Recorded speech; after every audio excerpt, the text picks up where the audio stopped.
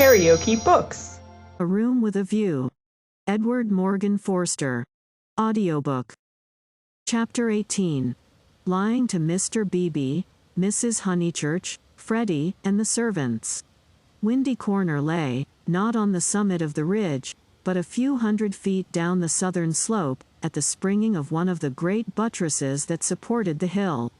On either side of it was a shallow ravine, filled with ferns and pine trees, and down the ravine on the left ran the highway into the Weald. Whenever Mr. Beebe crossed the ridge and caught sight of these noble dispositions of the earth, and, poised in the middle of them, Windy Corner, he laughed. The situation was so glorious, the house so commonplace, not to say impertinent. The late Mr. Honeychurch had affected the cube, because it gave him the most accommodation for his money, and the only addition made by his widow had been a small turret, shaped like a rhinoceros horn, where she could sit in wet weather and watch the carts going up and down the road. So impertinent, and yet the house did, for it was the home of people who loved their surroundings honestly. Other houses in the neighborhood had been built by expensive architects, over others their inmates had fidgeted sedulously, yet all these suggested the accidental, the temporary, while Windy Corner seemed as inevitable as an ugliness of nature's own creation. One might laugh at the house, but one never shuddered. Mr. Beebe was bicycling over this Monday afternoon with a piece of gossip. He had heard from the Miss Allens. These admirable ladies, since they could not go to Sissy Villa, had changed their plans. They were going to Greece instead. "Since Florence did my poor sister so much good," wrote Miss Catherine, "we do not see why we should not try Athens this winter. Of course, Athens is a plunge, and the doctor has ordered her special digestive bread. But, after all, we can take that with us, and it is only getting first into a steamer and then into a train. But is there an English church?" And the letter went on to say, "I do not expect we shall go any further than Athens, but if you knew of a really comfortable pension at Constantinople, we should be so grateful." Lucy would enjoy this letter, and the smile with which Mr. Beebe greeted Windy Corner was partly for her. She would see the fun of it, and some of its beauty, for she must see some beauty. Though she was hopeless about pictures, and though she dressed so unevenly, oh, that cerise frock yesterday at church! She must see some beauty in life, or she could not play the piano as she did.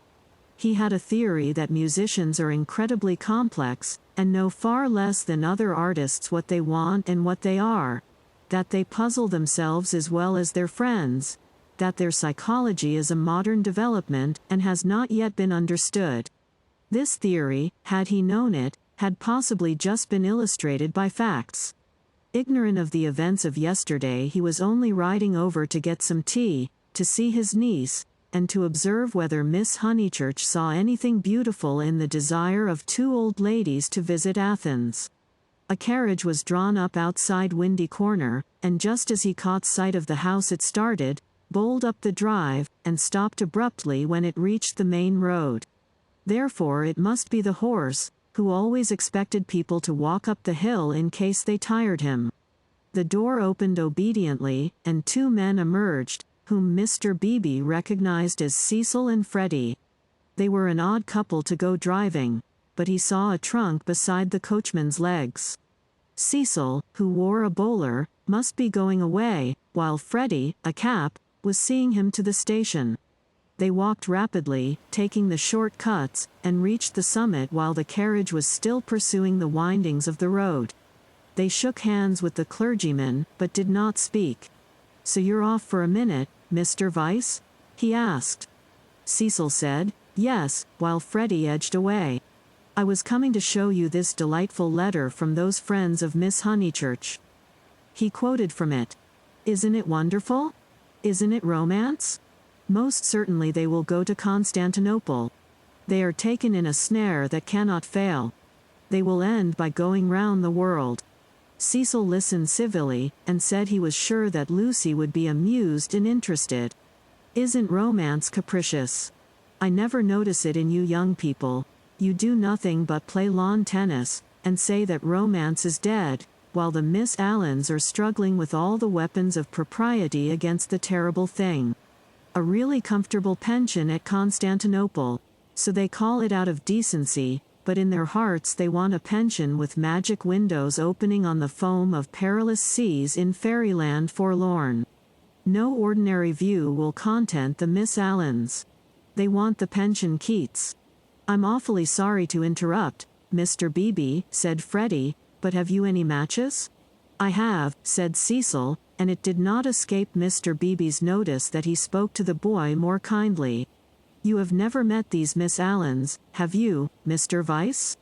"Never." "Then you don't see the wonder of this Greek visit.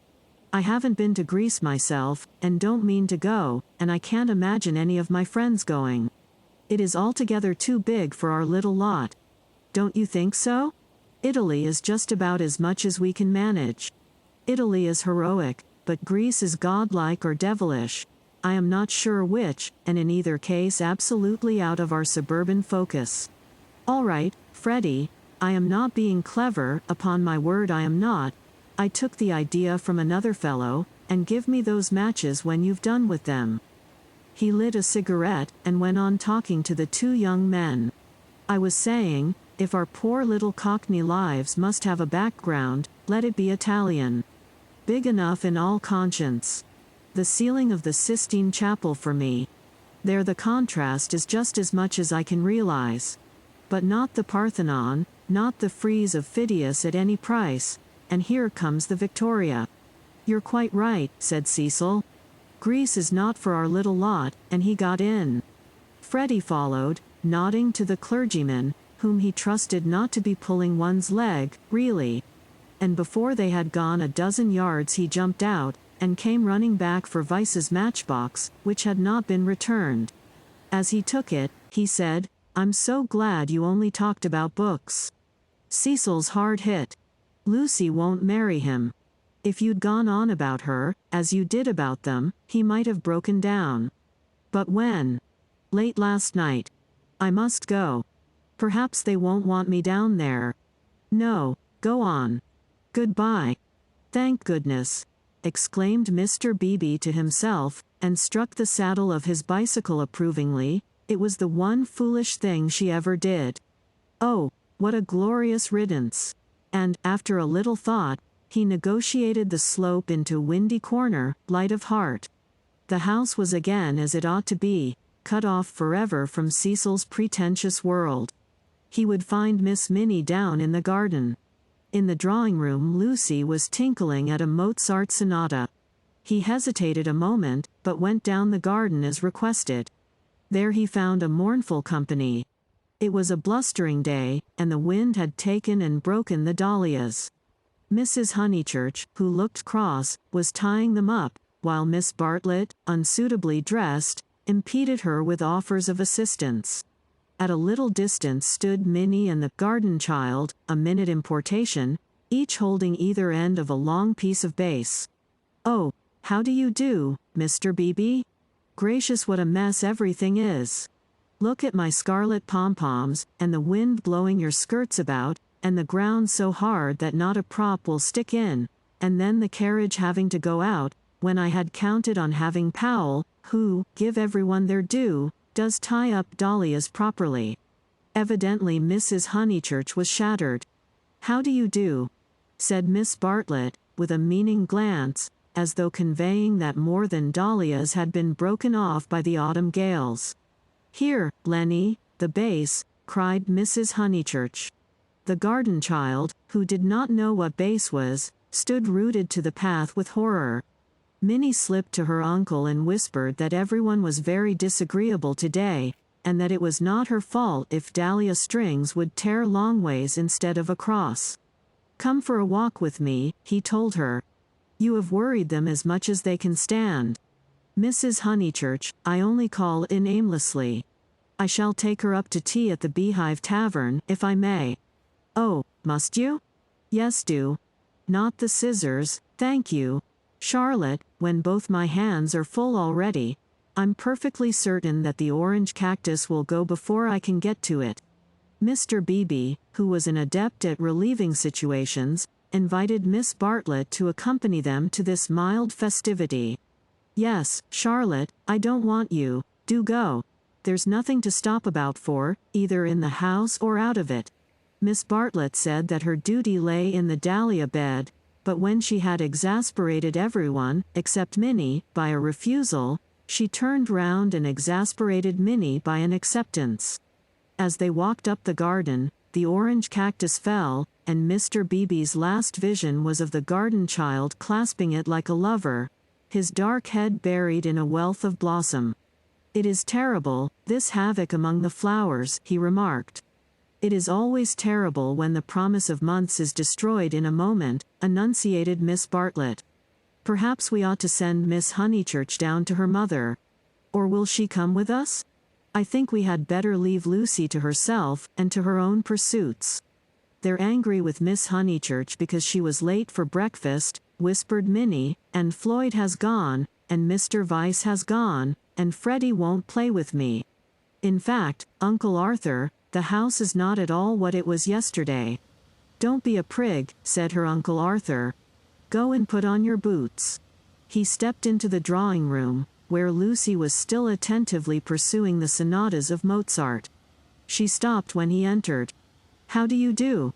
Miss Bartlett and Minnie are coming with me to tea at the Beehive. Would you come too?" "I don't think I will, thank you." "No, I didn't suppose you would care to much." Lucy turned to the piano and struck a few chords. "How delicate those sonatas are," said Mr. Beebe, though at the bottom of his heart, he thought them silly little things. Lucy passed into Schumann. "Miss Honeychurch?" "Yes. I met them on the hill. Your brother told me." "Oh, he did?" She sounded annoyed. Mr. Beebe felt hurt, for he had thought that she would like him to be told. "I needn't say that it will go no further. Mother, Charlotte, Cecil, Freddie, you," said Lucy, playing a note for each person who knew, and then playing a sixth note. "If you'll let me say so, I am very glad, and I am certain that you have done the right thing. So I hoped other people would think, but they don't seem to. I could see that Miss Bartlett thought it unwise. So does Mother. Mother minds dreadfully." "I am very sorry for that," said Mr. Beebe with feeling. Mrs. Honeychurch, who hated all changes, did mind, but not nearly as much as her daughter pretended, and only for the minute. It was really a ruse of Lucy's to justify her despondency, a ruse of which she was not herself conscious, for she was marching in the armies of darkness. And Freddie minds. Still, Freddie never hit it off with Vyse much, did he? I gathered that he disliked the engagement, and felt it might separate him from you. Boys are so odd. Minnie could be heard arguing with Miss Bartlett through the floor. Tea at the Beehive apparently involved a complete change of apparel. Mr. Beebe saw that Lucy, very properly, did not wish to discuss her action, so after a sincere expression of sympathy, he said, "I have had an absurd letter from Miss Allen. That was really what brought me over. I thought it might amuse you all." "How delightful," said Lucy, in a dull voice. For the sake of something to do, he began to read her the letter. After a few words her eyes grew alert, and soon she interrupted him with "Going abroad? When do they start?" "Next week, I gather." "Did Freddie say whether he was driving straight back?" "No, he didn't. Because I do hope he won't go gossiping." So she did want to talk about her broken engagement. Always complaisant, he put the letter away. But she, at once exclaimed in a high voice, "Oh, do tell me more about the Miss Allens. How perfectly splendid of them to go abroad. I want them to start from Venice, and go in a cargo steamer down the Illyrian coast." She laughed heartily. "Oh, delightful. I wish they'd take me. Has Italy filled you with the fever of travel? Perhaps George Emerson is right. He says that Italy is only an euphuism for fate. Oh, not Italy, but Constantinople. I have always longed to go to Constantinople. Constantinople is practically Asia, isn't it?" Mr. Beebe reminded her that Constantinople was still unlikely, and that the Miss Allens only aimed at Athens, with Delphi, perhaps, if the roads are safe. But this made no difference to her enthusiasm. She had always longed to go to Greece even more, it seemed. He saw, to his surprise, that she was apparently serious. I didn't realize that you and the Miss Allens were still such friends, after Sissy Villa. Oh, that's nothing. I assure you Sissy Villa's nothing to me, I would give anything to go with them. Would your mother spare you again so soon? You have scarcely been home 3 months. She must spare me, cried Lucy, in growing excitement. I simply must go away. I have to. She ran her fingers hysterically through her hair. Don't you see that I have to go away? I didn't realize at the time, and of course I want to see Constantinople so particularly. You mean that since you have broken off your engagement you feel? Yes, yes. I knew you'd understand. Mr. Beebe did not quite understand. Why could not Miss Honeychurch repose in the bosom of her family? Cecil had evidently taken up the dignified line, and was not going to annoy her. Then it struck him that her family itself might be annoying. He hinted this to her, and she accepted the hint eagerly. Yes, of course. To go to Constantinople until they are used to the idea and everything has calmed down. I am afraid it has been a bothersome business, he said gently. No, not at all. Cecil was very kind indeed. Only, I had better tell you the whole truth, since you have heard a little, it was that he is so masterful. I found that he wouldn't let me go my own way. He would improve me in places where I can't be improved. Cecil won't let a woman decide for herself, in fact, he daren't. What nonsense I do talk. But that is the kind of thing. It is what I gathered from my own observation of Mr. Vyse, it is what I gather from all that I have known of you. I do sympathize and agree most profoundly. I agree so much that you must let me make one little criticism. Is it worth while rushing off to Greece? But I must go somewhere, she cried. I have been worrying all the morning, and here comes the very thing. She struck her knees with clenched fists, and repeated, I must. And the time I shall have with mother, and all the money she spent on me last spring. You all think much too highly of me. I wish you weren't so kind. At this moment Miss Bartlett entered, and her nervousness increased. I must get away, ever so far. I must know my own mind and where I want to go. Come along. Tea, said Mr. Beebe, and bustled his guests out of the front door. He hustled them so quickly that he forgot his hat. When he returned for it he heard, to his relief and surprise, the tinkling of a Mozart sonata. She is playing again, he said to Miss Bartlett. Lucy can always play, was the acid reply. One is very thankful that she has such a resource. She is evidently much worried, as, of course, she ought to be. I know all about it. The marriage was so near that it must have been a hard struggle before she could wind herself up to speak. Miss Bartlett gave a kind of wriggle, and he prepared for a discussion. He had never fathomed Miss Bartlett. As he had put it to himself at Florence, she might yet reveal depths of strangeness, if not of meaning. But she was so unsympathetic that she must be reliable. He assumed that much, and he had no hesitation in discussing Lucy with her.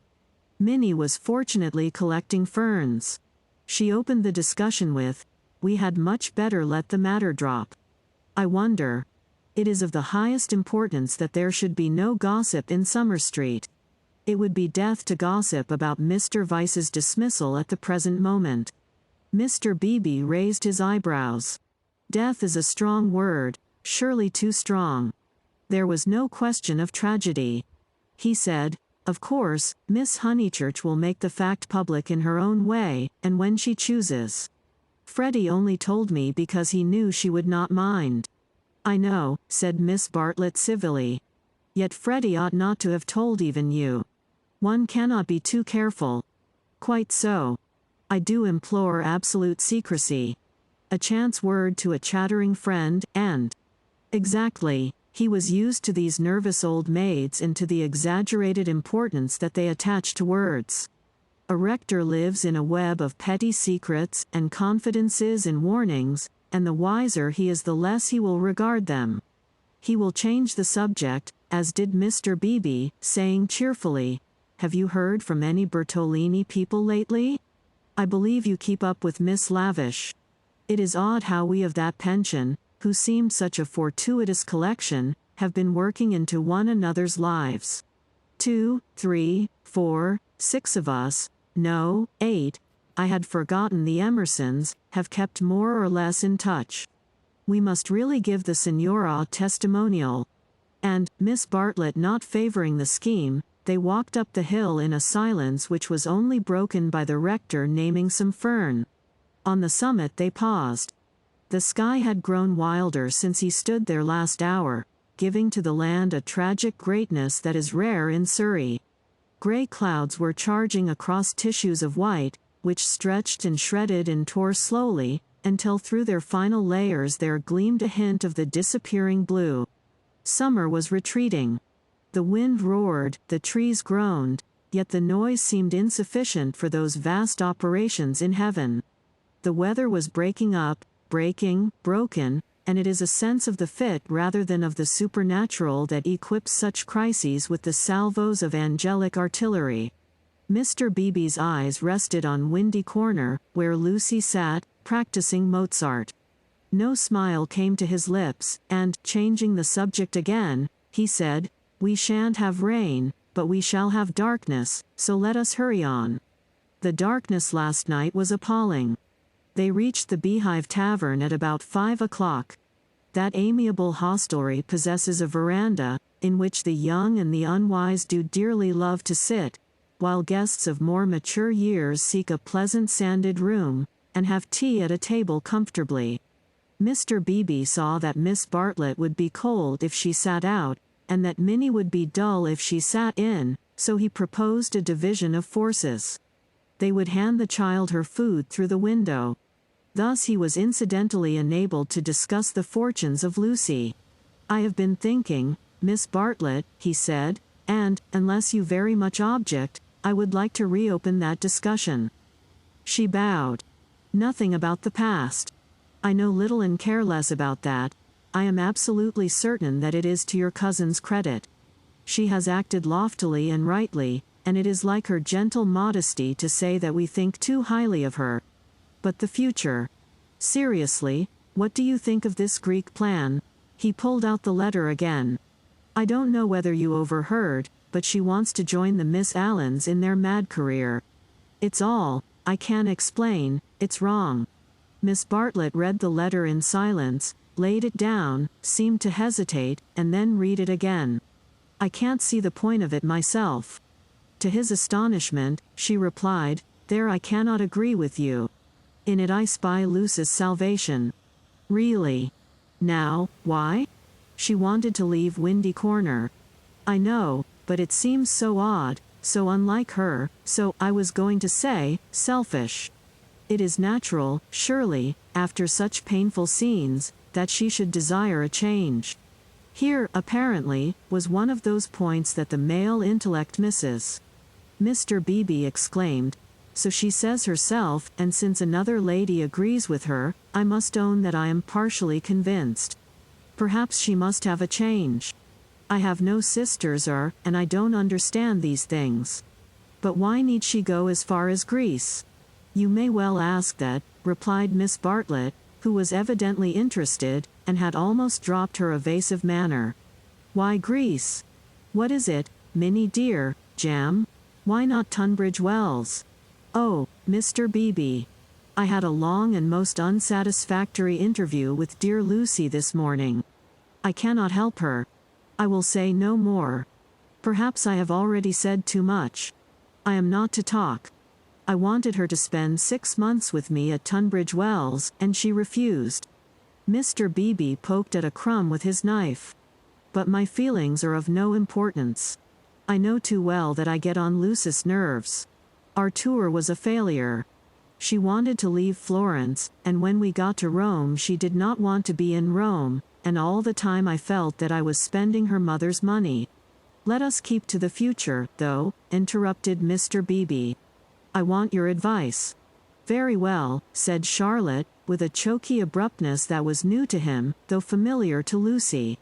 I for one will help her to go to Greece. Will you? Mr. Beebe considered. It is absolutely necessary, she continued, lowering her veil and whispering through it with a passion, an intensity, that surprised him. I know, I know. The darkness was coming on, and he felt that this odd woman really did know. She must not stop here a moment, and we must keep quiet till she goes. I trust that the servants know nothing. Afterwards, but I may have said too much already. Only, Lucy and I are helpless against Mrs. Honeychurch alone. If you help we may succeed. Otherwise, she repeated as if the word held finality. Yes, I will help her, said the clergyman, setting his jaw firm. Come, let us go back now, and settle the whole thing up. Miss Bartlett burst into florid gratitude. The tavern sign, a beehive trimmed evenly with bees, creaked in the wind outside as she thanked him. Mr. Beebe did not quite understand the situation, but then he did not desire to understand it, nor to jump to the conclusion of another man that would have attracted a grosser mind. He only felt that Miss Bartlett knew of some vague influence from which the girl desired to be delivered, and which might well be clothed in the fleshly form. Its very vagueness spurred him into knight-errantry. His belief in celibacy, so reticent, so carefully concealed beneath his tolerance and culture, now came to the surface and expanded like some delicate flower. They that marry do well, but they that refrain do better. So ran his belief, and he never heard that an engagement was broken off but with a slight feeling of pleasure. In the case of Lucy, the feeling was intensified through dislike of Cecil, and he was willing to go further, to place her out of danger until she could confirm her resolution of virginity. The feeling was very subtle and quite undogmatic, and he never imparted it to any other of the characters in this entanglement. Yet it existed, and it alone explains his action subsequently, and his influence on the action of others. The compact that he made with Miss Bartlett in the tavern was to help not only Lucy, but religion also. They hurried home through a world of black and gray. He conversed on indifferent topics: the Emersons' need of a housekeeper, servants, Italian servants, novels about Italy, novels with a purpose. Could literature influence life? Windy Corner glimmered.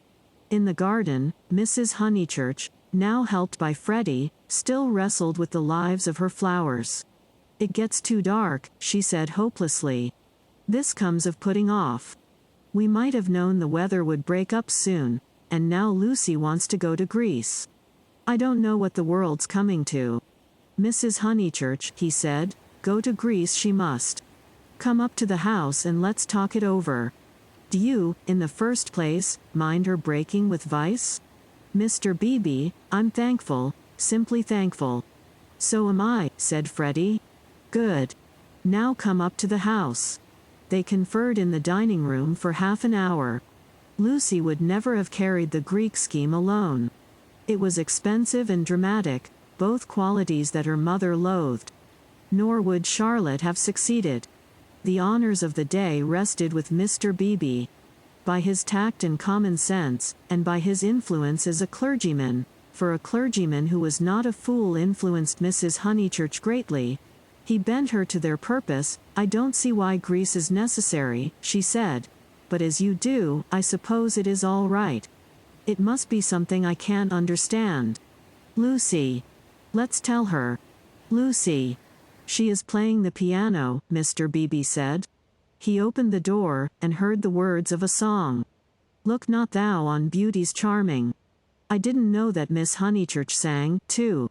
Sit thou still when kings are arming. Taste not when the wine cup glistens. It's a song that Cecil gave her. How odd girls are. What's that? Called Lucy, stopping short. All right, dear, said Mrs. Honeychurch kindly. She went into the drawing room, and Mr. Beebe heard her kiss Lucy and say, I am sorry I was so cross about Greece, but it came on the top of the dahlias. Rather a hard voice said, Thank you, Mother, that doesn't matter a bit. And you are right, too, Greece will be all right. You can go if the Miss Allens will have you. Oh, splendid. Oh, thank you. Mr. Beebe followed. Lucy still sat at the piano with her hands over the keys. She was glad, but he had expected greater gladness. Her mother bent over her. Freddie, to whom she had been singing, reclined on the floor with his head against her, and an unlit pipe between his lips. Oddly enough, the group was beautiful. Mr. Beebe, who loved the art of the past, was reminded of a favorite theme, the Santa Conversazione, in which people who care for one another are painted chatting together about noble things.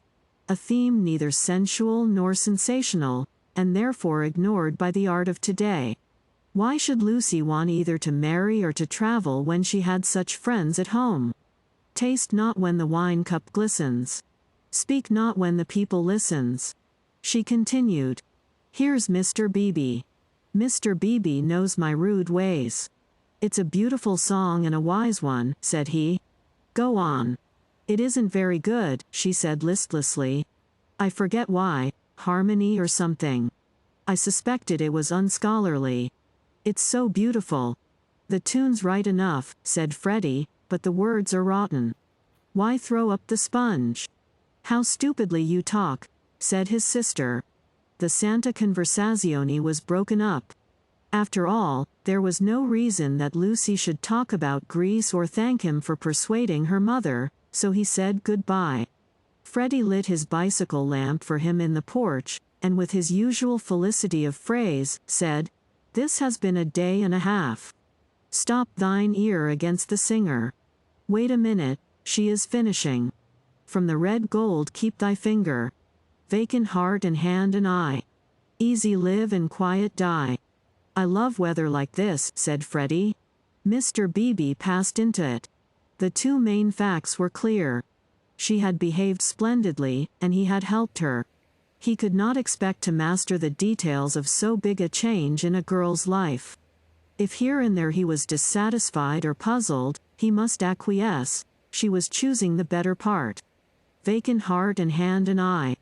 Perhaps the song stated the better part rather too strongly.